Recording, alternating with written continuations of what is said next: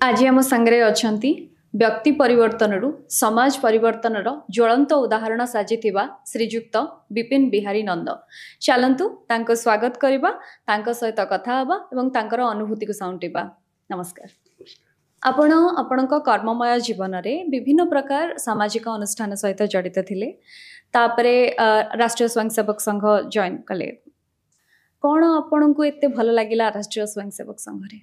मु मोर छात्र जीवन समय सर्वोदय सहित जड़ित थी।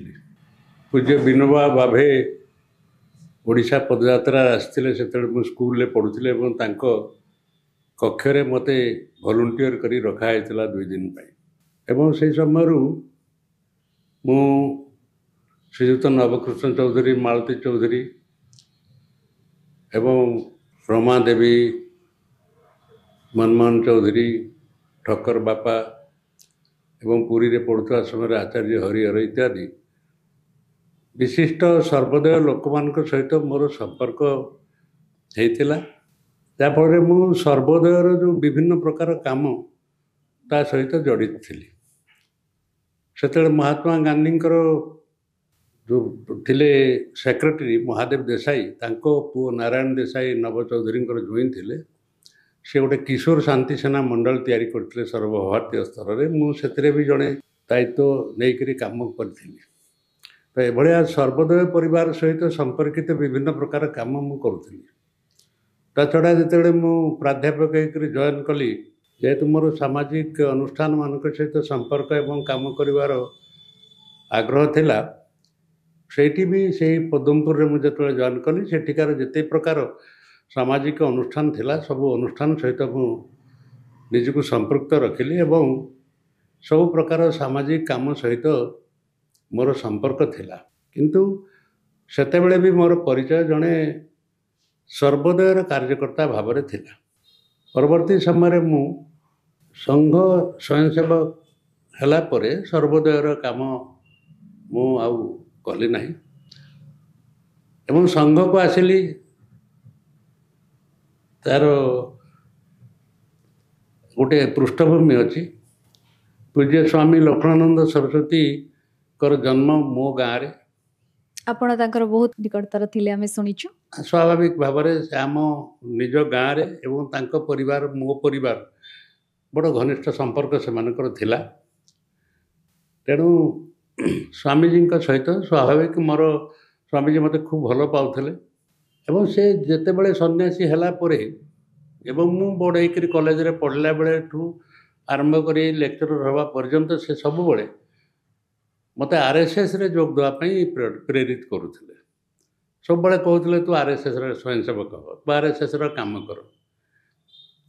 किंतु सर्वोदय सहित मोर गोटे प्रकार मानसिक दृष्टि सब दृष्टि संपर्क जो थिला ताको छिंडेबा मो पई से समय असुविधा थिला, कष्ट थिला एवं आरएस संपर्क रे भी मोर बहुत किसी अधिक अनुध्यान नथिला।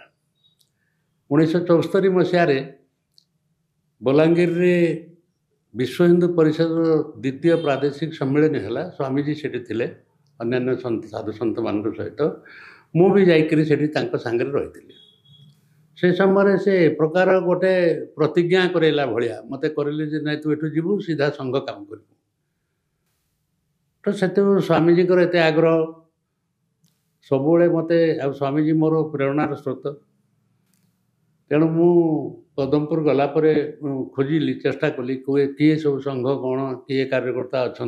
से समय जड़े पुराणा स्वयंसेवक खगेश्वर बेहरा जी स्कूल शिक्षक आसिले, तांको सहित मोर विशेष संपर्क है। धीरे धीरे संघ कौन मु जानिली, किंतु तथापि मु संघ शाखा कार्यक्रम मुझे जाऊ नी, कारण पदमपुर सेमती किसी हो नथिला। परवर्ती समय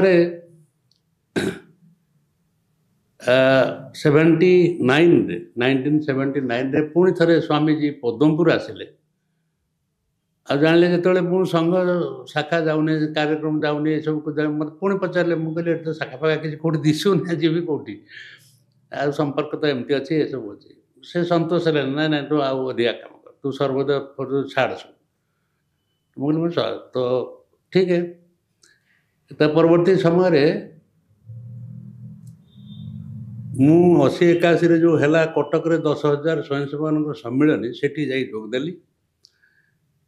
ସେଠି ଯୋଗଦେଲା ପରେ ମୋର ଗୋଟେ ସଂଘ ସମ୍ପର୍କରେ କିଛି ଧାରଣା ହେଲା। ଆଉ ସବୁଠୁ ବଡ଼ ଧାରଣା ହେଲା ଯେ ସର୍ବୋଦୟରେ ମୁଁ ସବୁବେଳେ ଦେଖୁଥିଲି ବୟସ୍କ ଲୋକମାନେ ସବୁ ଏକାଠି ହେଉଥିଲେ, ନୂଆ ପିଢ଼ି ସେଠି ଯୋଗ ଦେଉନଥିଲେ। ସଂଘରେ ମୁଁ ଦେଖିଲି ଯେ ସବୁ ଶ୍ରେଣୀର ଲୋକ ଅଛନ୍ତି।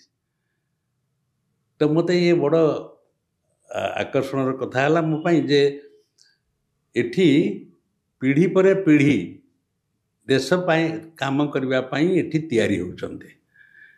ତ ଇଏ ମୋତେ ସର୍ବୋଦୟ ଛାଡ଼ିକରି ଏଠି ବାସ୍ତବିକ ସେଥିପାଇଁ ସ୍ୱାମୀଜୀ ମୋତେ କଥା କହୁଥିଲେ ବୋଲି ମୁଁ ଭାବିଲି ଏବଂ ତାପରେ ଆସିକରି ମୁଁ ମୋର ସଂଘ କାମରେ ଯେମିତି ଲାଗିବା କଥା ଲାଗିଗଲି। ସଂଘ ଆପଣଙ୍କ ଜୀବନରେ କ'ଣ ସବୁ ପରିବର୍ତ୍ତନ ଆଣିଛି? ସତ କହିବାକୁ ଗଲେ ଆଜି ମୁଁ ମୋର ସ୍ୱଭାବ, ମୋର ଚରିତ୍ର, ମୋର ବ୍ୟବହାର, ମୋର କାମ, ମୋର ବ୍ୟକ୍ତିତ୍ୱ ଏସବୁ କିଛି ସଂଘର ଦାନ। ମୁଁ ସଂଘର ସ୍ୱୟଂସେବକ ହେବା ପୂର୍ବରୁ ଆଜି ଯାହା ମୁଁ ଅଛି ତା ନଥିଲି। ମୁଁ ଗୋଟେ ପ୍ରକାର କନଫ୍ୟୁଜ୍ଡ ଥିଲି। କିନ୍ତୁ ଏବେ ସଂଘରେ ଏତେ ଦିନ କାମ କଲା ପରେ ମୋର ବ୍ୟକ୍ତିତ୍ୱର ପୁରା ପରିବର୍ତ୍ତନ ହେଇଛି, ଏଥିରେ ସନ୍ଦେହ ନାହିଁ। ତେଣୁ ମୁଁ ଗୋଟେ ସରଳ ଅର୍ଥରେ କହିପାରିବି ଯେ ଆଜି ମୋର ଯେଉଁ ବି ବ୍ୟକ୍ତିତ୍ୱ ଅଛି ସେ ସଂଘର ଅବଦାନ। ଆପଣ କହିଲେ ଆପଣଙ୍କ ପ୍ରେରଣାର ଉତ୍ସ ସ୍ୱାମୀ ଲକ୍ଷ୍ମଣାନନ୍ଦ ସରସ୍ୱତୀ, ତାଙ୍କ ବିଷୟରେ କିଛି ଅନୁଭୂତି ଆମକୁ କୁହନ୍ତୁ। ପୂଜ୍ୟ ସ୍ୱାମୀ ଲକ୍ଷ୍ମଣାନନ୍ଦ ସରସ୍ୱତୀ, ତାଙ୍କୁ ଆମେ ବେଦାନ୍ତ କେଶରୀ ସ୍ୱାମୀ ଲକ୍ଷ୍ମଣାନନ୍ଦ ସରସ୍ୱତୀ ବୋଲି ବି କହେ। ବାସ୍ତବିକ ମୁଁ ଯେତିକି ତାଙ୍କୁ ନିକଟରୁ ଦେଖି ତାଙ୍କ ବିଷୟରେ ଜଣାଅଛି ଯେତିକି, ଆଜି ଦିନରେ ଓଡ଼ିଶାରେ ଗୋବର୍ଦ୍ଧନ ପୀଠର ପୂଜ୍ୟ ଶଙ୍କରାଚାର୍ଯ୍ୟଙ୍କୁ ଛାଡ଼ିଦେଲେ ବୋଧେ ବେଦାନ୍ତରେ ଏତେ ଅଧିକ ଦଖଲ ଆଉ କାହାର ଅଛି, କୌଣସି ସନ୍ନ୍ୟାସୀ ସନ୍ଥଙ୍କର ଅଛି ବୋଲି ମୋର ଧାରଣା ନାହିଁ। ଦ୍ୱିତୀୟରେ ସ୍ୱାମୀଜୀ ରାଷ୍ଟ୍ରହିତ ପାଇଁ ବେଦାନ୍ତର ପ୍ରୟୋଗ ଅର୍ଥାତ୍ ଗୋଟିଏ ପ୍ରକାର ବ୍ୟବହାରିକ ବେଦାନ୍ତ ତାକୁ କୁହାଯାଇପାରେ, ସେ ତାଙ୍କ କାମ ଦ୍ୱାରା ତାହା ପ୍ରତିଫଳିତ କରିଛନ୍ତି। ସେଥିପାଇଁ ଓଡ଼ିଶାରେ ଆମେ ଅନେକ ତାଙ୍କୁ ଜଣେ ଏତେ ବଡ଼ ବେଦାନ୍ତରେ ଜ୍ଞାନୀ ଭାବରେ ଯେତିକି ନ ଦେଖେ, କନ୍ଧମାଳରେ ତାଙ୍କର ଯେଉଁ କାମ, ଯେଉଁ ସାମାଜିକ ସମରସତାର କାମ, ଯେଉଁ ଧର୍ମ ରକ୍ଷାର କାମ, ଯେଉଁଥିପାଇଁ ତାଙ୍କର ବଳିଦାନ ବିଶେଷରେ ହେଲା ଏବଂ ସେଠିକାର ଶିକ୍ଷା ଗୋଟେ ଅବହେଳିତ ଅଞ୍ଚଳରେ କନ୍ଧମାନଙ୍କ ଭିତରେ ଗୋଟେ ଅବହେଳିତ ଅଞ୍ଚଳରେ ଶିକ୍ଷା ପାଇଁ ହେଉ, ସ୍ୱାସ୍ଥ୍ୟ ପାଇଁ ହେଉ, କୃଷି ପାଇଁ ହେଉ, ବିଭିନ୍ନ ପ୍ରକାର ଯେଉଁ କାମ ସେ ସେଠି ଶିଖେଇଲେ ସେ ଲୋକମାନଙ୍କୁ ସାରା ଜୀବନ 40 ବର୍ଷ ଧରିକି ସେ ସେଠି ତପସ୍ୟା କଲେ। ଏଇଟା ହେଉଛି ମୁଁ ଭାବୁଛି ଗୋଟେ ବିରଳ, ଜଣେ ସନ୍ନ୍ୟାସୀ ପକ୍ଷରେ ବିରଳ କଥା। ସେ କେବେ ଲୋକେଶଣାକୁ କେବେ ଧ୍ୟାନ ଦେଇନାହାନ୍ତି ଏବଂ ଗୋଟେ ଜଙ୍ଗଲ ପାହାଡ଼ ଭିତରେ ରହିକରି ଯେଉଁଟା ମୁଁ କହିଲି ଯେ ଆପ୍ଲାଏଡ଼ ବେଦାନ୍ତ ବା ପ୍ରାକ୍ଟିକାଲ ବେଦାନ୍ତର ପ୍ରୟୋଗ ସେ କରିଛନ୍ତି। ଏଭଳି ଅନ୍ୟମାନଙ୍କ ତୁଳନା କରାଯାଏନି ସାଧୁ ସନ୍ଥ ମହାତ୍ମାମାନଙ୍କୁ, କିନ୍ତୁ ଏ ଦୃଷ୍ଟିରୁ ସ୍ୱାମୀଜୀ ଜଣେ ବିଚକ୍ଷଣ ବା ବିରଳ ବ୍ୟକ୍ତିତ୍ୱ। ଓଡ଼ିଶାରେ ସଂଘ କାର୍ଯ୍ୟ କେମିତି ଆରମ୍ଭ ହୋଇଥିଲା ଆଉ ସେତେବେଳେ ପରିସ୍ଥିତି କ'ଣ ଥିଲା? ଓଡ଼ିଶାରେ ଉତ୍କଳ ପ୍ରାନ୍ତ ଗଠନ ହେବା ପୂର୍ବରୁ ବି ସଂଘ କାମ ଥିଲା, କିନ୍ତୁ ସେ କାମ ଏମିତି ଥିଲା ଯେମିତିକି ଆମର ଓଡ଼ିଶାର ପଶ୍ଚିମ ଅଞ୍ଚଳମାନଙ୍କରେ ଯେମିତି ରାଉରକେଲା, ଝାରସୁଗୁଡ଼ା,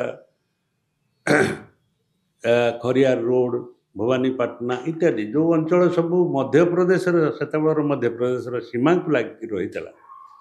ତ ସେହି ସମୟରେ ମଧ୍ୟପ୍ରଦେଶ ଅଞ୍ଚଳରୁ କାର୍ଯ୍ୟକର୍ତ୍ତାମାନେ ଆସିକରି ଏହି ଅଞ୍ଚଳମାନଙ୍କରେ ଶାଖା ଆରମ୍ଭ କରିଥିଲେ। ଗାନ୍ଧୀ ହତ୍ୟା ପରେ ସଂଘ ବ୍ୟାନ୍ ଥିଲା, ଉଠିଗଲା। ତାପରେ ଓଡ଼ିଶା ଉତ୍କଳ ପ୍ରାନ୍ତ ଗଠନ ହେଲା ଏବଂ ମାନବ ବାବୁରାଜୀ ପାଲିକର ଏଠିକି ପ୍ରାନ୍ତ ପ୍ରଚାରକ ହେଇକରି ଆସିଲେ। ତ ତାପରେ ଓଡ଼ିଶାରେ ସର୍ବତ୍ର ଗୋଟେ ସାଂଗଠନିକ ଢାଞ୍ଚା ତିଆରି ହେଲା, ରାଷ୍ଟ୍ରୀୟ ସ୍ୱୟଂସେବକ କାମ ଆରମ୍ଭ ହେଲା। କିନ୍ତୁ ସେତେବେଳେ ଯେଉଁ ପ୍ରଚାରକ ମାନେ ଥିଲେ, ଯେମିତି ଆମର ଓଡ଼ିଶା ଏଇ ପଶ୍ଚିମ ଅଞ୍ଚଳରେ ଆମର ମାନ୍ୟ ବାବୁରାव ଦେଶପାଣ୍ଡେ, ଶ୍ରୀଧର ଆଚାର୍ଯ୍ୟ, ମନୋହର ରାଓ ସହସ୍ରବୁଦ୍ଧେ ଭଳିଆ ପ୍ରଚାରକ ମାନେ ସବୁ ବଡ଼ ମହାରାଷ୍ଟ୍ରରୁ ଆସିଥିବା ପ୍ରଚାରକ ମାନେ ଏ ଅଞ୍ଚଳରେ ସଂଘ କାମ ଧୀରେ ଧୀରେ ଧୀରେ ଧୀରେ ଆରମ୍ଭ କରିଥିଲେ।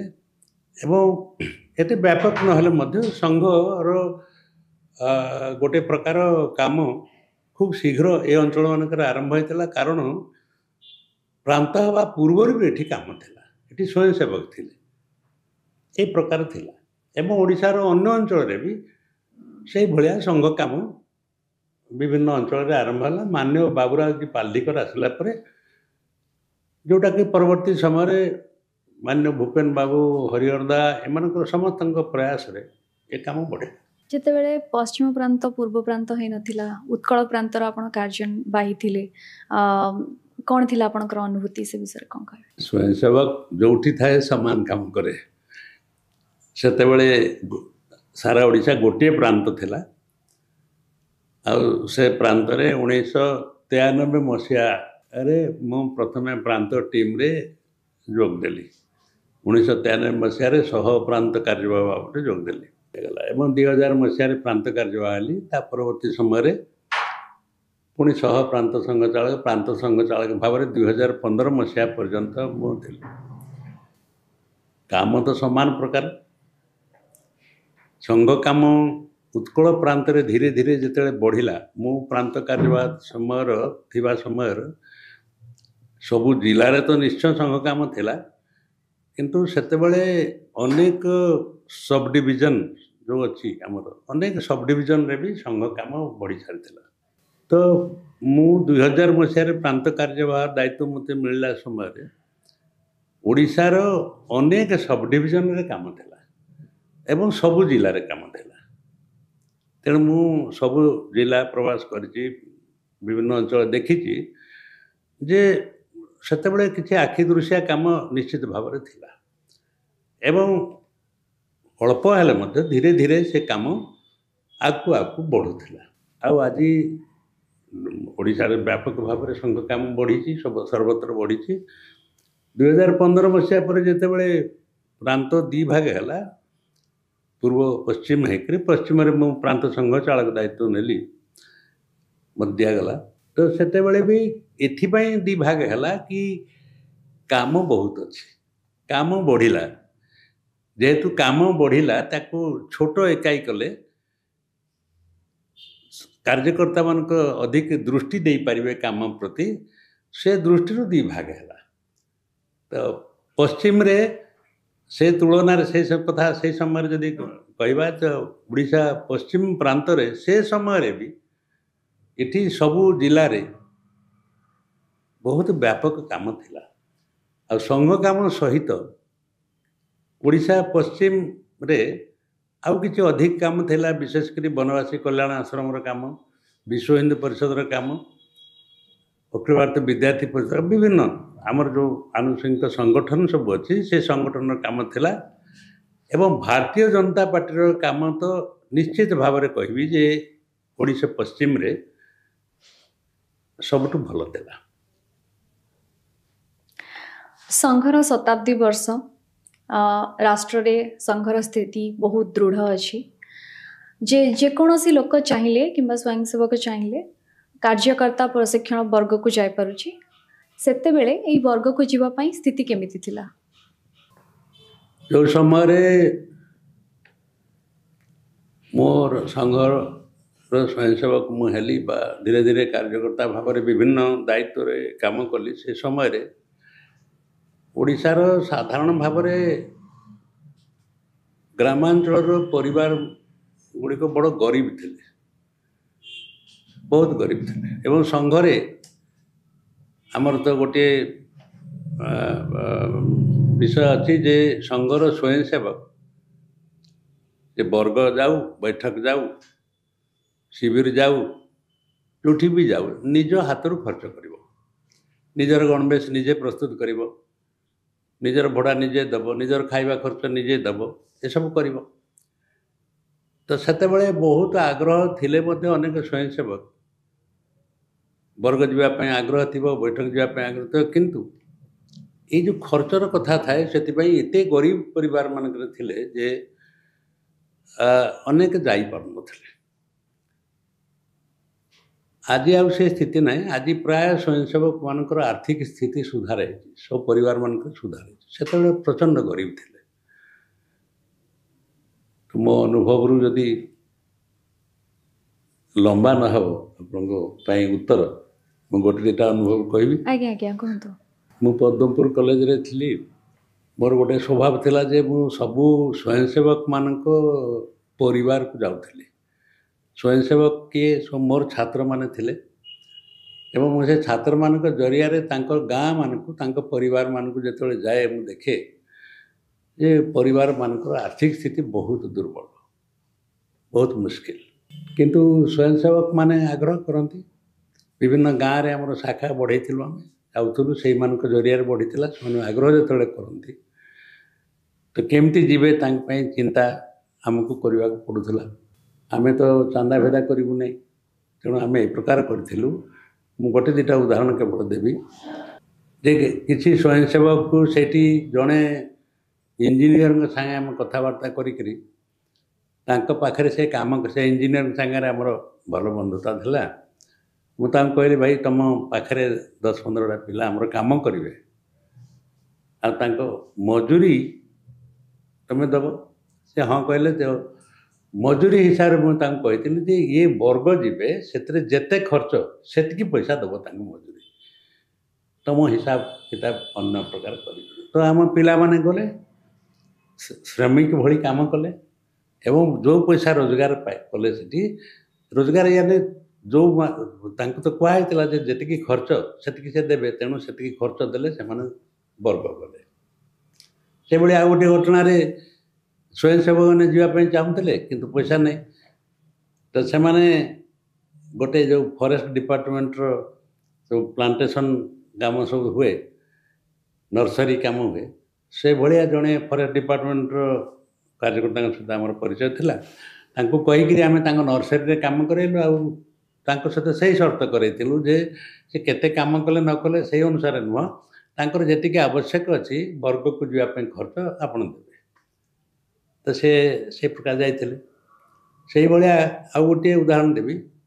ଜଣେ ସ୍ୱୟଂସେବକ ବହୁତ ଆଗ୍ରହୀ ଥିଲା ଯିବା ପାଇଁ। ତାଙ୍କ ବାପା କହିଲେ ମୋ ପାଖରେ ତ ପଇସା ନାହିଁ, ଆଉ ଗୋଟେ ଗଛ ଦେଖାଇଲେ, କହିଲେ ଏଇ ଗଛଟା ଯଦି ବିକ୍ରି ହେଇଯିବ ବୋଲେ ମୁଁ ପଠେଇବି। ତ ଆମେ ସବୁ ବ୍ୟବସ୍ଥା କରାଇଲୁ ଯେମିତି ସେ ଗଛଟାକୁ ଜଣେ ଲୋକ କିଣି ନେବ, ଆଉ ଯିଏ କିଣି ନେଲା ତାଠେ ସେଇ ସର୍ତ୍ତ କରାଇଥିଲୁ ଯେ ତାର ଯେତିକି ବର୍ଗରେ ଖର୍ଚ୍ଚ ହେବ ତୁମେ ସେତିକି ପଇସା ଦେଇଦେବ। ତେଣୁ ସ୍ୱୟଂସେବକମାନଙ୍କର ଆର୍ଥିକ ସ୍ଥିତି ଖରାପ ଥିବା କାରଣରୁ ସେତେବେଳେ ଏଇଭଳି କଷ୍ଟ ସହିକରି ସ୍ୱୟଂସେବକମାନେ ସବୁ ଯାଉଥିଲେ। ବହୁତ କଷ୍ଟ ସହିକରି ସେମାନେ ପଇସା ରୋଜଗାର କରିକରି ସେଥିରେ ଯାଇପାରୁଥିଲେ। ଇଏ ସେ ସମୟର ସ୍ଥିତି ଥିଲା। ଆଜି ସ୍ଥିତି ସେଇଟା ଆଉ ସେଭଳି ସ୍ଥିତି ନାହିଁ। ଆଉ ଗୋଟିଏ କଥା ସେମିତି ଅଛି, ଯେମିତିକି ସ୍ୱୟଂସେବକମାନେ ଗଣବେଶ କିଣିବା ପାଇଁ ସକ୍ଷମ ହେଉନଥିଲେ। ତ ଆମେ ତାଙ୍କ ପାଇଁ ଗଣବେଶର ବି ବ୍ୟବସ୍ଥା କରୁ ଏବଂ ଆମେ କହିଲୁ ତୁମେ ଗଣବେଶ ନିଅ, ତୁମେ ଯେତେବେଳେ ପାରିବ ପଇସା ସୁଝିବ, ଏଇ ଟାଇପ୍ର ବ୍ୟବସ୍ଥା ବି ଆମକୁ କରିବାକୁ ପଡ଼ୁଥିଲା। ତ ଏ ପ୍ରକାର ସେ ସମୟର ସ୍ଥିତି ଆଜିର ସ୍ଥିତି ଭିତରେ ବହୁତ ଫରକ ଅଛି। ଆଜି ସ୍ୱୟଂସେବକ ଯିବା ପାଇଁ ଆଗ୍ରହ କଲେ ପରିବାର ତାର ଆର୍ଥିକ ବ୍ୟବସ୍ଥା କରିବା ପାଇଁ ଆଜି ଅନ୍ତତଃ ସକ୍ଷମ ଅଛି, ସେତେବେଳେ ନଥିଲା। ସଂଘ ଗଢ଼ି ଉଠିଥିଲା 1925 ମସିହାରେ ଏବଂ ସଂଘ ସହିତ ଅନ୍ୟ ସାମାଜିକ ଅନୁଷ୍ଠାନ ମଧ୍ୟ ସବୁ ଗଢ଼ି ଉଠିଥିଲା। ସେଗୁଡ଼ିକ ମଧ୍ୟରୁ ପ୍ରାୟତଃ ଅଧିକାଂଶ ନିଜର ଅସ୍ତିତ୍ୱ ହରାଇ ସାରିଲେଣି, କିନ୍ତୁ ସଂଘ 100 ବର୍ଷ ହେଲାଣି ଆଜି ବି ସେଇଭଳି ଆଗକୁ ମାଡ଼ି ଚାଲିଛି, ବୃଦ୍ଧି ପାଇ ଚାଲିଛି, ବିସ୍ତୃତ ହେଇ ଚାଲିଛି। ସଂଘର ଏମିତି କ'ଣ ଅଛି ଯେଉଁଥିପାଇଁ ଏଇ ଜିନିଷଟି ଏବେ ସମ୍ଭବ ହେଇପାରିଛି? ଏଇ ପ୍ରଶ୍ନର ଉତ୍ତର ଦେବା ଆଗରୁ ମୋ ମାନ୍ୟ ଶେଷାଦ୍ରୀଜୀକୁ ଥରେ ପ୍ରଶ୍ନ ହେଇଥିଲା, ଆଉ ତାର ଉତ୍ତର ସେ ଦେଇଥିଲେ। ମୋର ସୌଭାଗ୍ୟ ମୁଁ ଥିଲି ସେଠି। ଆମ ସଂଘ କାମ କେବେ ସରିବ, ତାଙ୍କୁ ଏ ପ୍ରଶ୍ନ କରାହେଇଥିଲା। शेषाद्री जी जो उत्तर देते सेटा जे ए काम केबे सरिबो नहीं। अन्य संगठन सहित जो तुलना कला बेले आपन मन जो प्रश्न आसछि आ संघ ए भितर बड़ फरक मत लगुच जे अन्य संगठन मानकर गोटे बहुत साधारण लक्ष्य थाए तो से लक्ष्य पूरी जाए बा पूरेवाई से सक्षम हमें तेणु बंद हो जाए संगठन पूरी गला पर संगठन बंद हुए बा सक्षम हमें तेणु बंद हो जाए।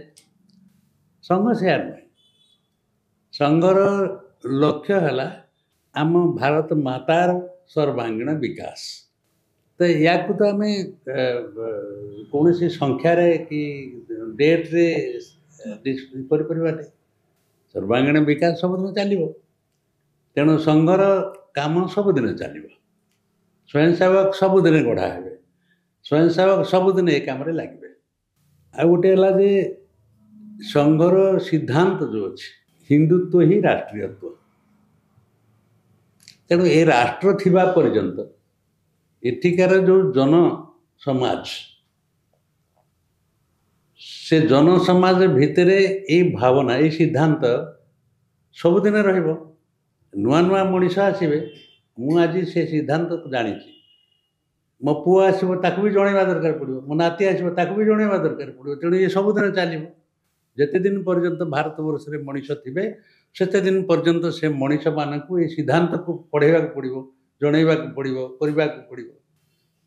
द्वितीय सिद्धांत अच्छी आमर गोटे संघरे संगठन में शक्ति है तो संगठित होगा पड़ो भारत वर्षर लोक मान यार कौन सी सीमा नहीं भारत वर्ष रे लोक थिबा पर्यंत मनीष थिबा पर्यंत सेमानंकु संगठित होगा पड़ो संघर काम सबुदिन रहिबो कारण संघर स्वयंसेवकर ये सिद्धांत अनुसार काम कर लक्ष्य आउ सिद्धांत तेणु ये लक्ष्य सिद्धांतर कौन सी सीमा नथिबा कारण संघ काम कौन सी सीमा नहीं रहिबो नहीं संघ काम सबुदिन चलो बाकी संगठन मानकर गोटे निर्दिष्ट लक्ष्य थिबा कारण केबे केबे से पूर्ण हो जाए एवं केबे केबे से कार्यकर्ता माने सक्षम भी होते नहीं कारण तांकर कौन सी सिद्धांत नहीं लक्ष्य सीमित तेणु बंद हो जाए तो अन्य कौन सी संगठन रही पारिबो संघ किंतु केबे बंद होबो कह जाए संघ व्यक्ति निर्माण करे आमर उदाहरण स्वरूप आमर देशर प्रधानमंत्री नहीं विभिन्न व्यक्तित्व माने विभिन्न क्षेत्र में प्रतिनिधित्व करुछंती जो व्यक्ति निर्माण मूल आधार टी कौन मु तो एबे कहली आपको जे आमर लक्ष्य होची माँ भारतीर सर्वांगीण विकास आमर सिद्धांत कथा भी कहली जे हिंदुत्व ही राष्ट्रीयत्व एवं संगठन में शक्ति इथिरे आमर जो स्वयंसेवक यही लक्ष्यता मुंडरे यही लक्ष्य रही से तार जीवन सबकि धन यौवन सबकि से त्याग करू ये लक्ष्य पूर्ति बोली आम प्रार्थना रे कहू जे माँ तू मत सब देचु मोर ये जीवन तो पाई तेणु आमर धन आमर शरीर आमर बुद्धि आमर सबकि आमे भारत माता पाई आमे देवाई प्रस्तुत रहू ये प्रकार भाव में स्वयंसेवक मान को तैयारी करा जाए भारत मातार सर्वांगीण विकास पाई मोर सबकि मु त्याग करी एवं माँ पाई ही मोर मु अच्छी मत माँ बढ़ई मुझे माँ को बढ़ुची मु बढ़ई माँ को बढ़ुची माँ पाई मोर सबकि अच्छे तेणु माँ पाई मु सबकि त्याग करी यही प्रकार भावना नहीं करी स्वयंसेवक मान को तैयारी करा जाए या को आम व्यक्ति निर्माण कर तार विभिन्न प्रक्रिया अच्छी शाखा हूँ तार मूल शाखार ही आम मुख्यतः व्यक्ति निर्माण करूँ शाखार जो कार्यक्रम अच्छी ये व्यक्ति निर्माण ही कार्यक्रम निर्माण अर्थ है या जैसे व्यक्तिटी यही लक्ष्य रखू यही सिद्धांत आधार रे काम करू ता भितर अहंकार न आसू तार चरित्र ठीक रहो से शक्तिशाली हो से जीवन रे ए धर्म रक्षा पाई राष्ट्र रक्षा पाई निज को समर्पित करो यही प्रकार जो मनीष को तैयारी करिवार जो विषय अच्छी से भली भाव ये शाखा ये सब कथा हुए शाखा सहित अन्य कार्यक्रम भी आम संघर थाए सबू कार्यक्रम लक्ष्य गोटे जे स्वयंसेवक यही प्रकार विचारवंत स्वयंसेवक यही विचार रे आस या ही आम कहूँ व्यक्ति निर्माण एवं यही विषयटा को पुणी केवल संघरे नुहे यहाँ ता निज जीवन रे निज समाज रे समाज जीवन सर्वत्र से यही विचार प्रतिफलन हो ता माध्यम रे हो सी आदर्श हो बाकी समाज पाई स्वयंसेवक ए प्रकार भावना नहीं करी स्वयंसेवक तैयारी कर तेणु जड़े स्वयंसेवक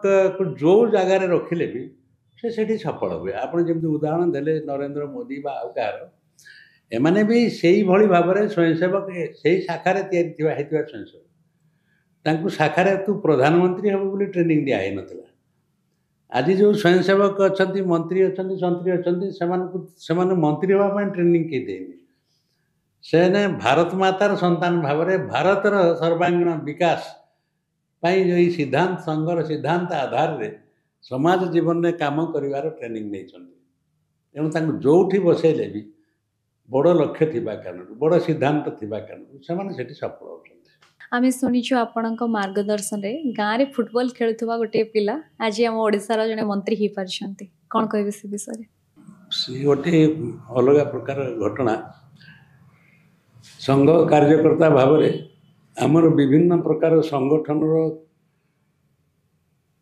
जो अच्छी से अपेक्षा रखती जे आम दृष्टि निश्चय कौन ना कौन जगार जड़े योग्य कार्यकर्ता थी आम दे पार विश्व हिंदू परिषद चाहे जे संघ कार्यकर्ता सागर कथबार्ता करा दायित्व दबा विद्यार्थी परिषद चाहे ये प्रकार कथबार्ता करा से भाया भारतीय जनता पार्टी से समय जो मैंने अधिकारी थे से मत कहते तुम्हें आमको गोटे पिला दियो गोटे आदि जेहेतु आदिवासी संरक्षित आसन अच्छी ये गोटे पिला दियो जहाँ आम ये राजनीति क्षेत्र में आगे बढ़ेबू तो मुझे मो मन में 4टी सर्त रखी यही पिला खोज बाहर करी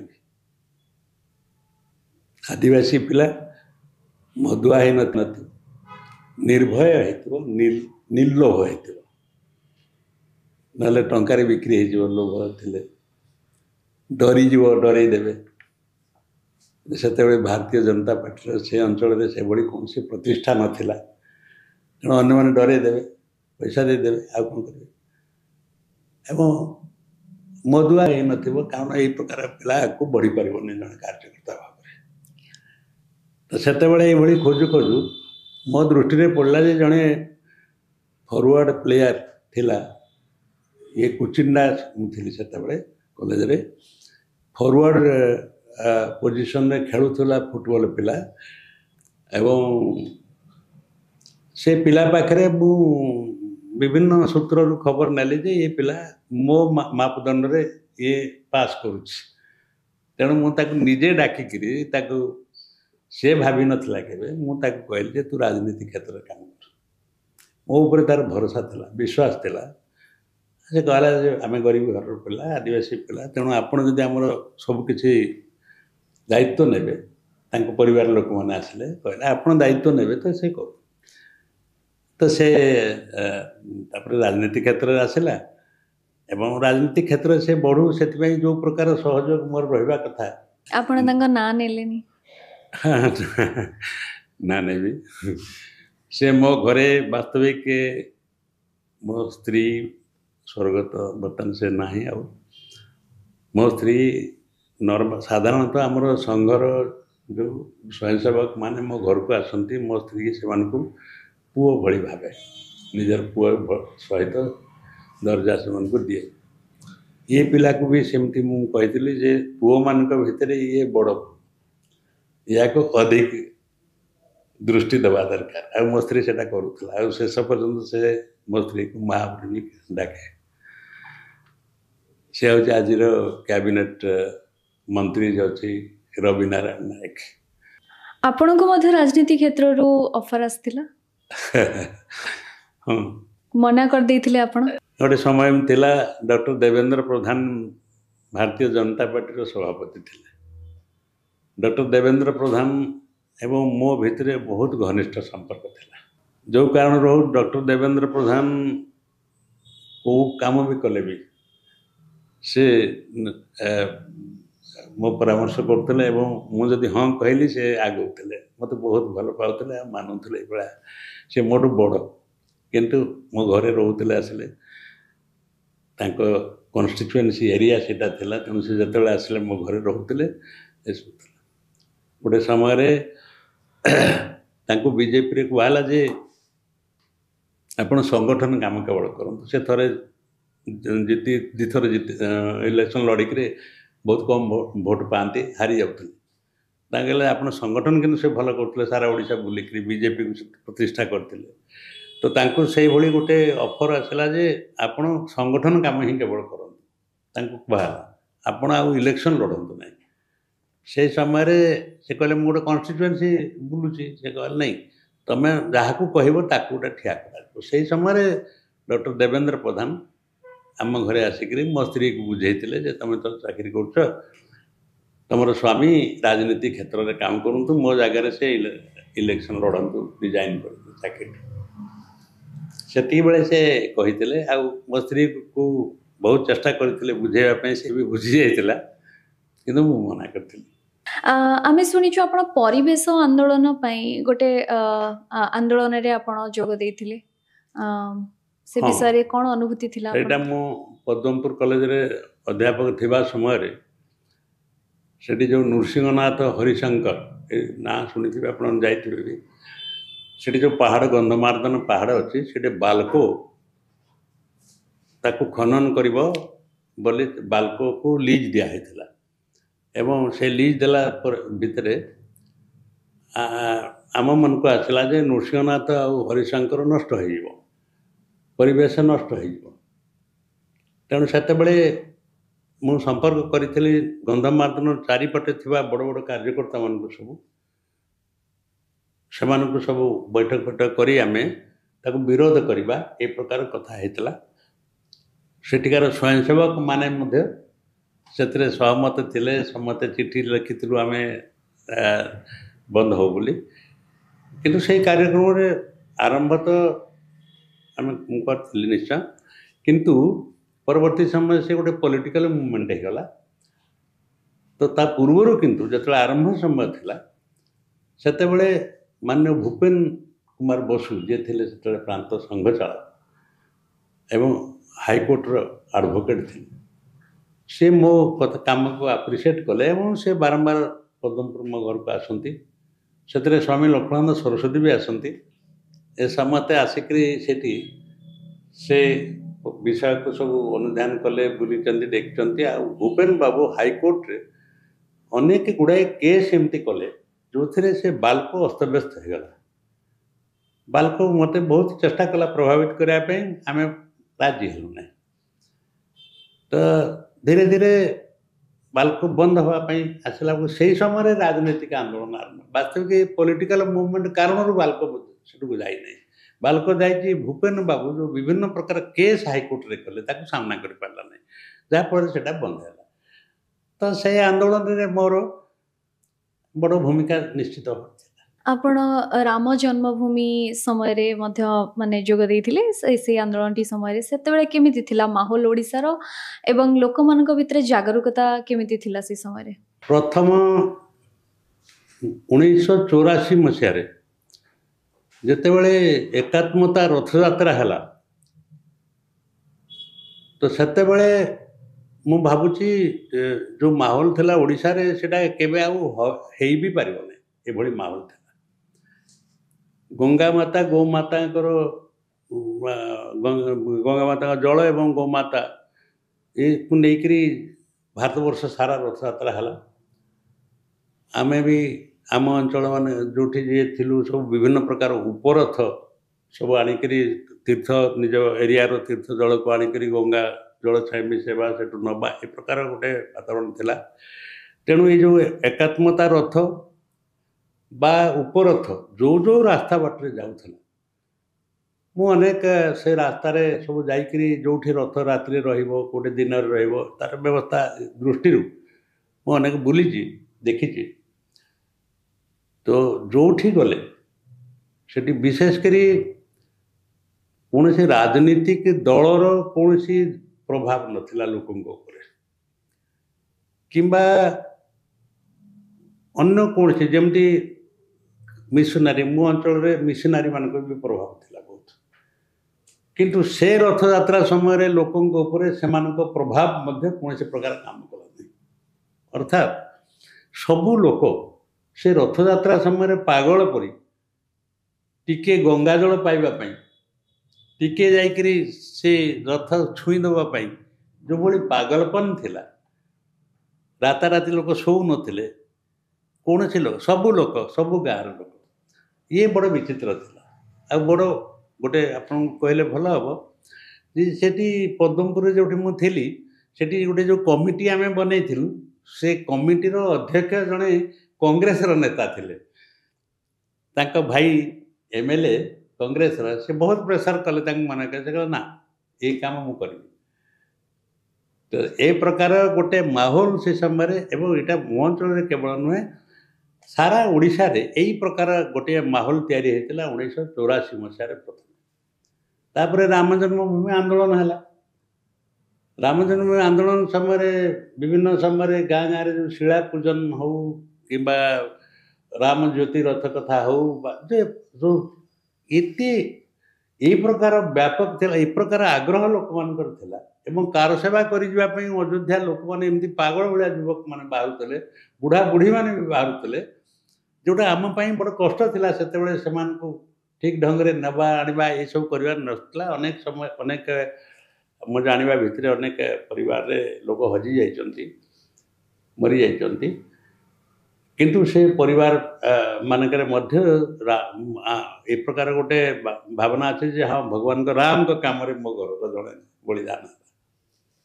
ଏ ପ୍ରକାର ବି ଲୋକଙ୍କ ଭିତରେ ମାହୋଲ ଯେଉଁଟା ଥିଲା, ଯେଉଁ ଧାର୍ମିକ ମାହୋଲ ଥିଲା, ସେଇଟା ମୁଁ ଦେଖିଛି।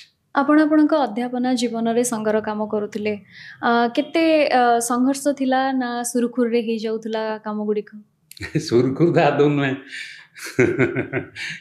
କାରଣ ସେତେବେଳେ ବିଶେଷ ଭାବରେ ଯେଉଁ ସରକାର ମାନେ ଥିଲେ, କଂଗ୍ରେସର ସରକାର ସବୁ ପ୍ରାୟ ରହୁଥିଲା ତ ସବୁଠି, ସେ ଯେଉଁ ସରକାରୀ ଲୋକ ଥିଲେ, ସରକାର MLA MP ଇତ୍ୟାଦି ଥିଲେ, ସେମାନେ ଗୋଟେ ଭୟର ମାହୋଲ ତିଆରି କରାଇଥିଲେ। ଏବଂ RSS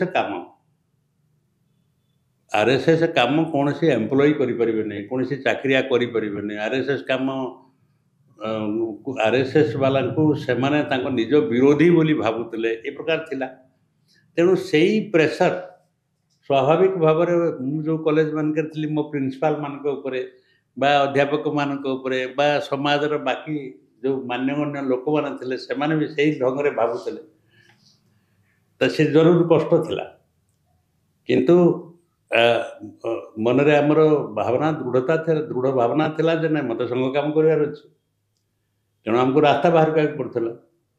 ତ ରାସ୍ତା ସ୍ୱାଭାବିକ ଭାବରେ ବିଭିନ୍ନ ପ୍ରକାର ରାସ୍ତା ଥାଏ, ବଳ କୌଶଳ। ତ କେତେବେଳେ ବଳ ଦେଖେଇକିରି, ତ କେତେବେଳେ କୌଶଳରେ ବଳ ଦେଖେଇଛନ୍ତି ଆପଣ। ହଁ, ମୁଁ ଗୋଟେ ଉଦାହରଣ ଦେବି। ଯେମିତିକି ଜଣେ ପ୍ରିନ୍ସିପାଲ, ମୁଁ ବୈଠକ ଯାଇଥିଲି ଭୁବନେଶ୍ୱର। ତ ଜଣେ ମୁଁ ସେତେବେଳେ ମୋ ପାଖରେ ଦାୟିତ୍ୱ ଥିଲା ସହ ପ୍ରାନ୍ତ କାର୍ଯ୍ୟବାହ। ତ ବୈଠକ ଯାଇଥିଲି ଭୁବନେଶ୍ୱର। ତେଣୁ ମୋତେ 4-5 ଦିନ ମୁଁ CL ଆପ୍ଲାଏ କରିକି ଯାଇଥିଲି। ମୁଁ ଏଇଠି କହି ରଖେ ଯେ ମୋ ଜୀବନ କାଳ ଭିତରେ ମୁଁ ସଂଘର ବୈଠକ ବର୍ଗ ଯେଉଁଠିକି ବି ଯାଇଛି, ମୁଁ ଛୁଟି ନେଇକି ଯାଇଛି। ମୋ ଦେହ ଖରାପ ହେଲେ ବି ମୁଁ କମ୍ବଳ ଘୋଡ଼େଇକରି କଲେଜ ଯିବି ପଛେ, ମୁଁ ଛୁଟି ସହଜରେ ନିଏ ନାହିଁ ମୋ ନିଜ ପାଇଁ। ମୁଁ ଛୁଟି କେବଳ ସଂଘ ପାଇଁ ନେଉଥିଲି, ସବୁ ଛୁଟି।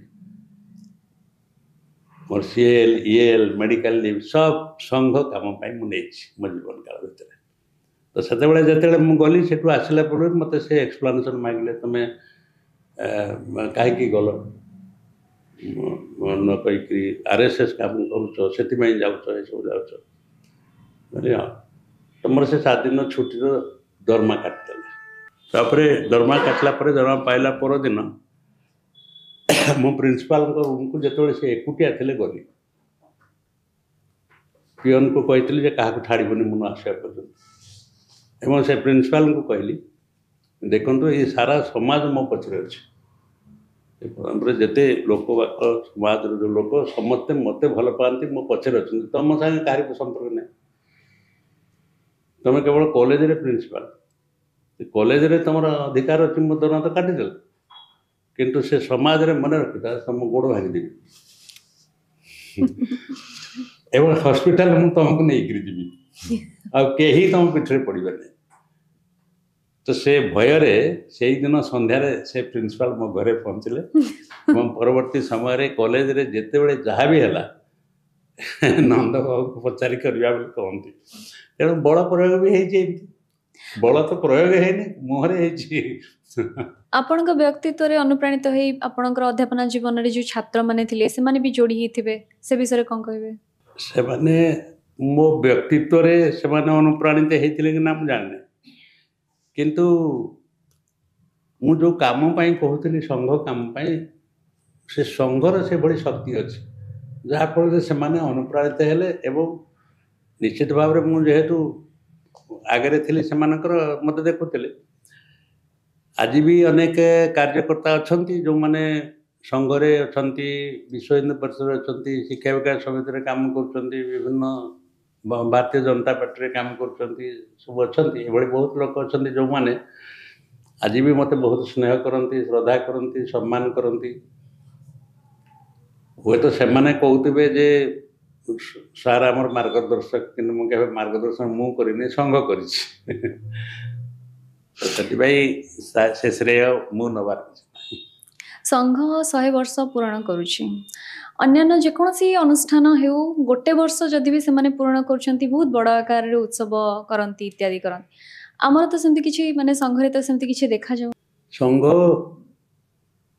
विचार रे संघ और समाज ये एक संघ किसी गोटे अलग संगठन समाज बाहर ए प्रकार संघरे विचार भारत वर्ष जो समाज अच्छी राष्ट्रीय स्वयंसेवक संघ तार गोटे मॉडल केवल जे आम चाहूँ जे भारतीय समाजटा आज जमी संघ अच्छे जमीक संघरे अनुशासन अच्छी संघरे गोटे कमिटमेंट स्वयंसेवक अच्छी स्वयंसेवक देशपाई सबकि देवाई जो भाया विभिन्न प्रकार कमिटमेंट संघ स्वयंसेवक संघर स्वयंसेवक साहसी अच्छी कहली एवं मो भाई जन अध्यापक भी स्वयंसेवक थी कारण कि साहसी हो पारे उदाहरण देली तो संघर स्वयंसेवक साहसी हो संघ स्वयंसेवक त्यागी हम स्वयं देशपाई सब करने प्रस्तुत रहा भय कर इत्यादि इत्यादि तेणु आम संघ चाहे जे भारत वर्षर समुदाय जो समाज अच्छी ये समाज एमती हो जाऊ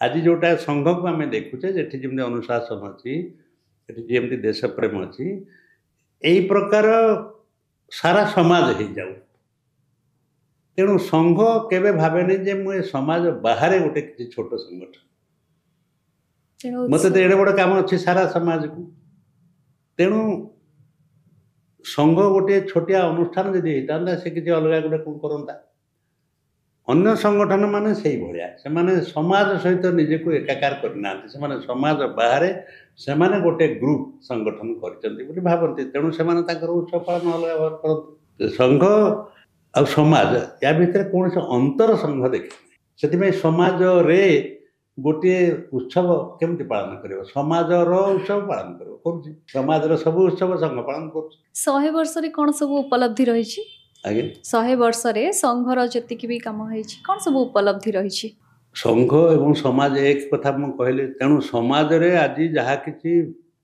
आम मान को प्रेरणा देला भाया आम मान को उत्साह देला भाया खुशी देला भाया काम होती ये सब संघ प्रेरणा रे संघ काम जोगु यथा एबे आपण समस्ते विभिन्न जगार देखुवा जे हिंदू मान भितर गोटे जागरण आसी ये जो हिंदू जागरण काम ये संघ काम परिणाम एवं राष्ट्रवाद रो चर्चा बहुत हो हिंदुत्वर चर्चा बहुत हो साधारण भाव में समाज रे गोटे चर्चा राजनीति क्षेत्र चर्चा बेसी हुए तो गोटे राष्ट्रवाद विचार रखिथिबा राष्ट्रवादी दल धर्म उपर आस्था रखिथिबा दल एभली दल आज भारत वर्ष को शासन करुच्ची लोक समस्त चर्चा कर ये भी संघर ही परिणाम कारण गोटे समय जनसंघ जो संघर प्रेरणा जनसंघ तैयारी होता से जनसंघर ये एक रूप भारतीय जनता पार्टी आज जो शासन कर लोक देखुं ये संघर परिणाम ना गोटे राष्ट्रवादी दल सरकार को आसवा ये संघर कामर परिणाम समाज रे राष्ट्रवाद प्रति जो जागरूकता बढ़ी धर्म प्रति हिंदू धर्म प्रति जो जागरूकता बढ़ी तार ये सब परिणाम एवं धीरे धीरे केवल भारतवर्ष रे नुहे भारत बाहर भी आज संघ संपर्क चर्चा करवा हिंदू धर्म संपर्क चर्चा करवा तार प्रभाव को भाव में बढ़ी आम समस्त देखुचे एवं भारत को आत्मनिर्भरशील करवा भारत को सबू लोकों भितर स्वदेशी भावना भर्ती करवा धीरे धीरे यही जो गुड़ाक आम समाज भितर सब देखुचे ये संघ कामर परिणाम आज स्वयंसेवक मान को आपण कौन मार्गदर्शन देवे देखो स्वयंसेवक आज पूर्वर आगक भी आसब संघर स्वयंसेवक पाखे गोटे बड़ विषय रहा कथा अतीत भी सैया आज भी सेटा आगक भी रे संघर स्वयंसेवक लक्ष्य को भलकर बुझे जे मु मोर सबकि जीवन मोर सबकि क्षमता सबकि मो देश एथिपाई मु जहाँ किसी आवश्यक त्याग करने प्रस्तुत रही एवं देशपाई योग्य हेबी से निजक योग्य करी देश काम करवा छोटिया काम तेणु से काम करने निजक योग्य करी अर्थात निजक शक्तिशाली करी चरित्रवान करी ज्ञानी गुणी करी सब प्रकार मो देशपाई काम करने मुझे योग्य हेबी ये कथा मन में भाबा दरकार छोट भावना नहीं करी जमती आज साधारण भाव में समाज रे पिला मु डाक्तर भी इंजीनियर भी अमुक सब ए प्रकार छोट भावना नहीं स्वयंसेवक मन रे ए बड़ लक्ष्य रखा दरकार जे मो देश को देशर सर्वांगीण विकास मु करी एवं सेटा करने जो भली मनीष दरकार मु से भली मनीष हेबी ये हूँ आज स्वयंसेवक ये अतीत भी या ही थिला आगामी स्वयंसेवक मन में यही कथा ही रहा दरकार